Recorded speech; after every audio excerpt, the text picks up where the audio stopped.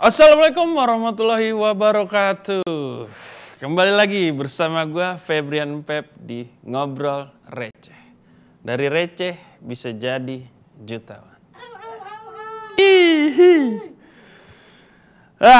Gue kesini hadir di studio lantai 15 yang super megah ini untuk apa? Untuk membacakan berita-berita yang lagi in di kalangan dunia maya. Khususnya di Indonesia tercinta. Berita pertama kita bacakan tentang bayi pertama yang dibuat dengan sperma robot telah lahir. Waduh, gimana ceritanya nih bayi pertama? Robot punya sperma oli kali ya keluar. Tapi kita bacain dulu beritanya ya. Bayi pertama yang dibuat dengan robot penyuntik sperma dilaporkan lahir berkat prosedur mutakhir yang menurut para ahli dapat menurunkan bayi IVF atau bayi tabung hingga ribuan dolar. Oke. Menurut teknologi review MIT, para insinyur di Barcelona, Spanyol mengembangkan dan merancang robot penyuntik sperma yang dikirim ke New York dan New York City untuk pengujian. Setelah merakit robot, salah satu insinyur menggunakan pengontrol Sony PlayStation 5 untuk menembus sel telur manusia dengan menggunakan jarum mekanis berhasil melepaskan satu sel sperma dalam prosesnya. Wow. Menurut laporan New York Post, secara kumulatif robot tersebut berhasil membuahi lebih dari selusin telur yang berkembang menjadi embrio. Kini telah lahir sebagai dua bayi perempuan dan ilmuwan mengklaim mereka sebagai bayi pertama yang lahir pembuahan oleh robot atau dijuluki sperma robot. Oh, jadi gue kira ini dia menciptakan robot dan bisa menghasilkan sel sperma.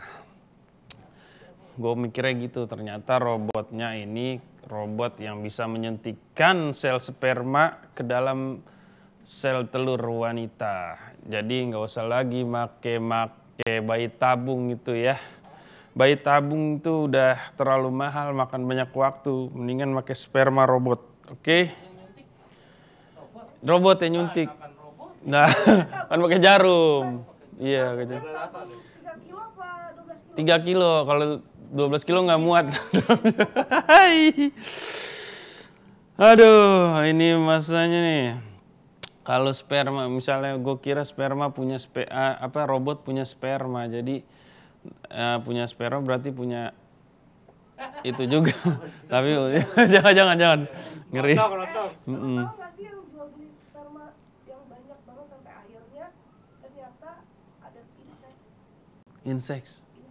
Incest. Tahu. Yang di ikan kan? Insang lama mikirnya. Incest, maju mundur cantik. Oh ya Allah, belok. Incest ya. Oke. Semoga ilmu teknologi di bidang kesehatan dan pengembangannya lebih hebat lagi ke depannya. Oke. Semoga kedepannya bisa menciptakan ruh atau nyawa ya. Jadi ngeri sekali sih kalau itu terjadi. Bakal tambah banyak dunia ini dengan manusia-manusia. Iya, Tuhan meniupkan ruh. Oke, kita berita selanjutnya ini tentang Dewi Renati, dosen IPB, ciptakan aplikasi penerjemah tangisan bayi. Dosen iya. Nggak inget dong, kan masih kecil, masih brain memory. Brain otak ya? Masih zero memory. Jadi ini dia menciptakan aplikasi, jadi bayi nangis nih dideketin kali ya di handphone gitu ya aplikasi. Oh ngomong apa nih, mau makan, mau nyusu. Nah semoga kedepannya Ibu Dewi Renati ini bisa menemukan tangisan-tangisan istri. Dan ya tangisan-tangisan istri untuk suami-suami yang kurang peka. Betul tidak ibu-ibu? Lah nangisnya beda. Bapaknya yang nangis. Nah ini kan dia dosen manajemen informatika Sekolah Vokasi IPB, Medita, mencoba menerjemahkan suara tangisan bayi sebab selama ini tangisan bayi sulit dimengerti dan sering membuat orang tua panik. Medita mencoba mengungkapkan arti tangisan bayi dengan membuat aplikasi penerjemah tangisan bayi yang diberi nama Madsasi.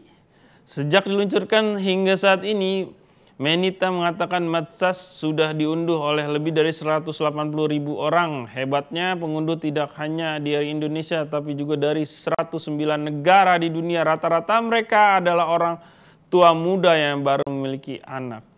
Manfaat dari aplikasi ini, alhamdulillah, sudah banyak membantu ibu-ibu utamanya yang baru punya anak untuk menerjemahkan tangisan bayi. Wow. Sama, dia nggak bisa bahasa Inggris dari kecil. Belum. Kalau bayi kodok? Racun kodok sebelahnya. Ndun. Ya, ini banyak gebrakan-gebrakan nih di bidang kesehatan, apalagi dengan ilmu teknologi yang semakin maju ini bukan hanya digunakan untuk hal-hal negatif, tapi juga digunakan untuk pengobatan, alat medis lebih canggih lagi. Bahkan tadi yang sperma robot itu dia menggunakan alat dari PlayStation 5, sensornya gitu, untuk dimasukkan ke dalam sel telur wanita. Setiga getar keenakan ntar. Keenakan getarannya kan kayak dipijitin gitu enak. Enak ya. Oke, semoga Ibu Dewi Renati ini segera menemukan ya tadi titipan saya tangisan-tangisan istri atau tangisan-tangisan suami biar bisa dimengerti oleh pasangannya masing-masing. Emang kenapa? Pasangan lu nggak ngerti? Ya kan nggak semua, kalau gue sih mengerti pasangan gue juga mengerti pasangan dia. Tapi kita tak akan bisa mengenali diri pasangannya masing-masing. Apa sih? Ya, semoga Ibu Dewi Renati membuat gebrakan-gebrakan baru lagi di bidang teknologi ya Bu. Kita tunggu ya Bu, gebrakan apa lagi. Daripada kita ngomongin tentang gebrakan-gebrakan di bidang medis yang semakin di luar nalar, kali ini ada bocah kecil viral, video anak kecil kursus mengemudi mobil di Samarinda. Wow. Anak kecil masih berapa tahun ini? 5 atau 6 tahun lah ya. Dia ngintil. Nginjek pakai sapu. Enggak pakai sapu kayak Mr. Bean. Tangannya di atas ya? Tangannya di atas. Kalau tangannya di bawah? Itu megang personeli. Handrem Ci, tanya lu. Ya ini mungkin kan ada videonya tuh dia lagi mengendarai mobil, ibunya di sebelahnya yang ngajarin belok kanan nah, belok kiri nah. Kayaknya sih itu green screen ya, jadi di sampingnya itu green screen. Jadi itu mungkin saja green screen, mungkin saja itu anak sudah 17 tahun tapi tidak berkembang. Makanya kita iya kayak semacam kerdil gitu lah ya. Pendek gitu. Ya maksudnya pendek, nggak berkembang gitu tingginya. Kayak kayak teman kita Jen. Dia stuck di pas SMP stuck tuh gitu. Ya mungkin ibunya tapi bangga sekali melihat anaknya umur 6 tahun bisa menyetir mobil. Tapi walaupun dia begini melihatnya, ya kita bahaya. Makanya itu ibunya kan banyak dicecar oleh netizen, banyak ini. Tapi ibunya malah marah, kenapa emang urusan kalian, ini anak-anak saya, mobil-mobil saya. Siapa tuh? Coba, yang sama kayak bawa anaknya naik badan rambut pasti ya? Oh, yang jilbab? Iya. Pasti ibunya itu ya? Bisa jadi. Ini kan di Samarinda, itu kan di Jakarta. Beda. Ada kemiripan? Mungkin ada identik mirip ya. Samarinda. Oh iya, dia Samarika. Nah, itulah Ibu, cobalah Bu, seusia kita aja bisa lah mengendarai mobil, bisa bahaya, bisa menabrak, apalagi anak kecil yang belum tahu feelingnya kanan kirinya atau depannya, itu sangat-sangat bahaya. Anak-anak kecil itu masih ingin tahu. Nanti dia lagi maju di gigi mundur bahaya. Itulah Ibu gunanya punya SIM di usia 17 tahun. Dites dulu. Ibu ngasih anak 6 tahun suruh bawa mobil itu sama aja bunuh diri, Bu, ya. Iya, kalau lagi maju nih, tiba-tiba, "Mah, ini apa gigi mundur? Aku coba ya." Bahaya. Kenapa? Oh, bukan, itu gigi ini. Gigi susu. Ada sahabat kita gigi susu di bawah ya, lantai 11. Ada temennya Caroline tadi. Inisialnya Pak Rudi. Ya, kita berita selanjutnya ini tentang, udah cukup lah ya Ibu. Jangan dicoba-coba lagi, ntar mobil, habis itu motor, habis itu traktor, janganlah udah. Ya, anak kecil nunggu 17 tahun baru bikin SIM, baru bisa menggunakan mobil ya Bu. Jangan-jangan Ibu SIM-nya nembak juga lagi. Nah, ini ada lagi nih berita dari kepolisian nih. Aditya Hasibuan, anak AKBP Hirudin Nasibuan jadi tersangka penganiayaan. Oh, ini nih yang anaknya polisi tapi mukulin temennya mahasiswa ya. Tapi bapaknya bukan misain, malah nyuruh dan nonton. Wah, lanjut. Itu belum gegerotak. Lanjut. Tapi setelah diperiksa ternyata dia sekarang sudah menjadi tersangka. Makanya buat nextnya nih kepolisian segala macam disaring lagi lah. Apa kalau mau daftar polisi, CPNS semua disaring lagi. Harus lebih ketat lagi, jangan seperti ini. Banyak kan yang jadi koboi-koboyan. Kalau bapaknya teman saya mah benar baik-baik, lurus. Kemarin saya dipinjemin mobil ke Cirebon, itu baik tuh orangnya. Makasih Om ya. Makasih Om, Bapak Cici. Itu baik dia. dia. Nah, itulah makanya gunanya jangan mentang-mentang kita anak pejabat. Kayak teman saya nih, waktu di bandara di Surabaya Pak ya, kepanasan, langsung mau nelpon omnya, "Om gua ini nih, menteri ini Om, Menteri Perhubungan katanya masuk gua telepon nih." Gila. Terus disuruh swab, "Nih gua dari media nih." Jangan kayak gitulah. Ini kan kita ikuti prosedurnya. Kita di negara sesuatu harus ikuti prosedur. Jangan bertindak seperti koboi seperti itu. Ya, lagi-lagi nih polisi lagi dilirik banget nih. Hati-hatilah Pak polisi dan teman-teman semua. Ya, baru kelar kasus yang pembunuhan, masa ada lagi. Tapi gue denger sekarang bapaknya ditangkap juga ya? Ya gara-gara nyelundupin itu ya, apa? Bukan, dia ini minyak ditimbun. Jadi dipecat dia dari kepolisian. Berapa banyak tuh yang bapaknya udah pejabat, kayak pejabat pajak, pejabat polisian, gara-gara anaknya jadi hancur semua, sampai keluarga-keluarganya mungkin kan tulang punggung bapaknya masuk penjara, udah keluarganya jadi gak punya uang lagi. Makanya lah, udah jangan macam-macam lah, lurus-lurus aja hidup. Ya, kayak gue hidup lurus-lurus aja, kayak belok-belok. Nah, dari polisi kita beralih ke lift yang di bandara nih. Kasus Asia yang terjatuh di lift, pihak bandara Kuala Namu beri uang 5 juta ke pihak keluarga. Waduh. 5 juta doang. 5 juta doang. Beli peti juga habis. Belum rumah duka. Makanya itu nyawa, masa dihargain. Dibalikin nggak dulu? Tapi katanya sih yang salah malah yang jatuh ke bawah karena dia main handphone.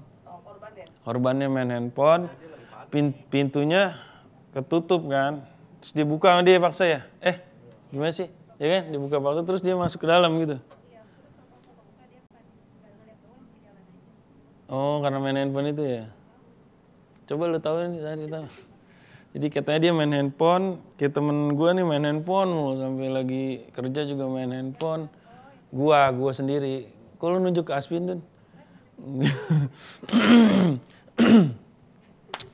Ya katanya waduh 5 juta doang, nyawa dibayar 5 juta, ya Allah. Makanya dari itu juga dikasihnya dari pihak bandara, karena kan kasihan gitu ya, kecelakaan di bandara Kuala Namu. Itu sebenarnya bukan 100% salah dari bandaranya, tapi dari orangnya. Kenapa dia main handphone terus keluar lift, tidak melihat jalan, langsung masuk ke dalam. Sampai ditemukan itu berapa hari? 2 hari apa sehari ya, Bi? 3 hari ya? Sudah membau berarti ya?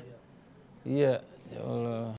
Turut berduka cita deh buat keluarga Ibu Asi yang ditinggalkan. Semoga next ke depannya jangan jangan ke bandara lagi dah, kita ke terminal aja mainnya ya, deket-deket, jadi mau kemana-mana lewat darat. Gak usah lewat bandara-bandara lagi, bandara itu tinggi, makanya rentan jatuh ke bawah. Ya, untuk keluarga Ibu Asihan, ya Asia, semoga diberi ketabahan, diberi keikhlasan, semoga duit 5 juta bisa bermanfaat untuk 7 harian di rumah, atau untuk pesen tanah kuburan kan lumayan 2 juta rupiah. Buat gue sih kurang pas ya dikasih 5 juta, ya 100 juta lah, kasihan lah itu, nyawa sudah keambil. Banyak keluarga yang ditinggalkan. Oke, kita ke berita selanjutnya ini, tuh 2, 3, 4, 5. Ke 5 apa 6 ya Pi? Berita yang ke 6, oke. Kita ke 6, selanjutnya ini tentang Polres jalan sistem kebut semalam ala Pemprov Lampung jelang kedatangan Jokowi. Itu ya, Bi? Ya, bagi kisah Roro Jonggrang yang meminta Bandung Bondowoso membangun ribuan candi dalam semalam, Pemprov Lampung pun mengebut perbaikan jalan rusak di Lampung dalam waktu yang sangat singkat. Perbaikan jalan ini dikebut menjelang kunjungan Presiden Jokowi. Sebelumnya, kondisi jalan memprihatinkan di Lampung mendadak jadi sorotan masyarakat dalam foto maupun video yang beredar di media sosial. Terlihat jalan di Lampung sangat besar kerusakannya, bahkan di beberapa foto dan video nampak kubangan air yang mengenang karena ada lubang besar menggenang di tengah jalan. Sekarang lebarnya kubangan genangan itu ada netizen yang membuat konten video mandi lumpur di Jalan Lampung. Gile. Hal itu pun sampai menarik perhatian Presiden Jokowi. Rencana Jokowi bakal langsung melakukan kunjungan untuk melihat keadaan di lapangan soal jalan-jalan yang rusak. Awalnya kunjungan direncanakan pada Rabu 3 Mei. Oh, berarti ini udah ya. Awalnya tanggal 3 Mei, sekarang diundur jadi 5 Mei. Oh, sekarang nih Pak Jokowi sudah ke Lampung untuk ngecek jalanannya. Katanya banyak kubangan. Mendengar Pak Jokowi akan datang ke Lampung, sistem kebut semalam dikerjakan. Berarti itu prosedurnya kan biasanya susah ya, bikin inilah proposal dulu. Ini nggak usah langsung bebas beli. Bikin aspal, bikin beton, panggil kuli-kuli, panggil tukang gali, segala macam. Langsung kebut semalam. Pokoknya gua harus jadi hari ini karena Pak Jokowi akan datang. Waduh, tiba-tiba dananya langsung ada. Kemarin-kemarin kemana dananya? Mungkin didepositoin dulu, bunganya diambil buat ini kali ya. Tapi itu kena prank loh, Pak. Iya, tiba-tiba nggak bener ya jalannya ya? Tetap rusak. Jalan yang rusak. Oh gitu? Bukan lewat jalan yang dibenerin. Oh, di prank Pak Jokowi? Mampus. Ganti rute. Proyek candi itu ya, cepet. Keluar dari jalur Pak Jokowi, jangan dimarahi pejabat Lampung. Percuma kalau gitu mah sudah pasti disiapin jalurnya. Iya, Pak Jokowi. Kan Bapak udah melihat nih kubangan dan rusak ke jalan itu. Gak usah diomongin, gak usah diomelin Pak. Pemerintah Lampung. Nanti mereka akan cari jalan selanjutnya, jalan keluar selanjutnya. Mereka itu jago ngeles. Lihat aja tuh, yang jilbabnya tinggi banget tuh, ibu siapa tuh? Iya, dia ini banget tuh pamer tas, ini jambulnya aja kayak tsunami. Tinggi banget. Iya, kalah. Ya udahlah, semoga di daerah-daerah lain jangan sampai seperti sistem kebut semalam ini. Jadi sebelum Pak Jokowi sidak, kita harus terus bebenah sehingga Indonesia menjadi maju dan jaya. Ya, karena semua sesuatu negara itu dilihat dari jalannya yang bagus. Karena bagusnya jalan itu bisa tidak menghambat perekonomian di suatu daerah itu. Jadi lebih cepat gitu kemana-mana. Semoga dengan adanya kasus Lampung ini daerah-daerah lain seperti tangganya Palembang segala macam, Sumatera khususnya terus dibangun, terus dibaguskan jalan sehingga kita kalau mudik juga enak jalannya, lancar. Ya, Pak Jokowi bagus, Pak. 3 periode. Enggak, enggak bisa ya. Oke, kita ke berita selanjutnya nih. Tentang hiburan band dari Amerika. Coldplay dari mana? Coldplay. Cold dingin, play main. Berarti Bahasanya apa bahasanya? Coldplay. Iya, ini pakai bahasa apa? Bahasa Inggris. Inggris berarti. Inggris berarti. Lah sini juga Lady Gaga juga Inggris, orang Amerika. Inggris kan? Lo searching dulu ya, Bruce Colin. Ya. Bener. Coldplay ini band asal Inggris yang itu kunci Inggris.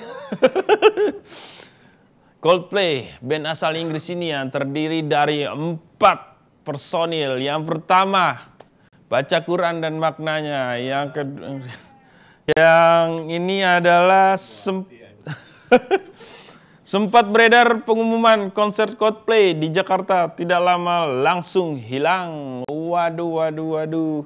Berarti ini ada berita desas-desus Coldplay akan manggung di Jakarta, tapi beritanya ini tidak valid atau kabar burung semata. Jadi dari akun resminya Coldplay belum mengumumkan akan manggung di Jakarta, tapi segelintir orang sudah meng-up berita ini sehingga akan konser di Jakarta. Tapi tak lain tak bukan netizen Indonesia mengkorek-korek dan akhirnya berita ini pun di take down. Makanya lagi-lagi buat pelajaran kalian nih yang suka nonton konser. Kayak gue nih suka nonton konser. Kemarin gue nonton Blackpink, Westlife di Senayan gue nonton. Denger dong sih kalau di Senayan. Nonton di YouTube sama nonton di story temen kan boleh kan, namanya juga nonton kan, di mana aja Om. Bisa di story, di Instagram, di YouTube. Nah, makanya kalian harus melihat akun resminya suatu band tersebut atau suatu band tersebut. Misalnya Instagram resminya Coldplay nih, wah udah rilis feed atau apa gitu, bakal manggung di Jakarta. Nah, itu baru fix bener. Kalian boleh ngumpulin duit, boleh minjem kartu kredit mama kalian buat beli tiket VIP ya. Buat beli tiket VIP. Karena setahu gue tiket Coldplay itu paling murah 4 jutaan. 4 juta. Kalau gue sih dengernya 4 juta karena kan lingkungan gue ya, tau lah selatan. Ya kalau 700 ke bawah itu kan timur ke Depok. Selatan Depok.